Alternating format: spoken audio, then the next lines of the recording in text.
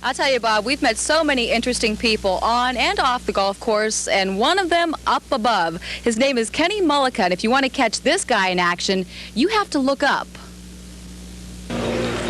Look, up in the sky. It's a birdie. It's a blimp. What is that? It's a paramotor, which is basically a personal powered parachute. This flying parachute is Kenny Mollica's transportation this memorial. The Central Ohioan known as Crazy Kenny started flying this thing after parasailing in Colorado. When I moved back to Ohio, there's no mountains, and so we bought a mountain right here. This is our power. The engine's sort of a combination lawnmower and industrial fan that runs on gasoline and oil. You guys are going to crack up on this thing.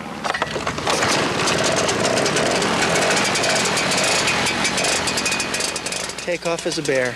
You really have to create enough energy with your body in order to fill up the glider, and you're carrying the 60 pounds. The takeoff is the big downfall of the whole product. The first couple attempts failed, but after that, it's smooth sailing, 300 feet above the earth, flying 24 miles per hour. What's it like being up in the air? What goes through your mind, and what does it feel like? It's like a dream. I can't explain it. I think most everyone's had a dream of flying over their own neighborhood, and it just makes you feel really, really good. It's scary, it's exhilarating, but at the same time, it's very tranquil. While takeoff is tough, landing's a breeze. Kenny chooses where he wants to land, he kills the engine, and then literally steps down out of the air. What's landing like? It's like stepping off a small step. That's pretty awesome, I have to tell you. Woohoo! It's another top flight for Crazy Kenny Mollica. Woohoo!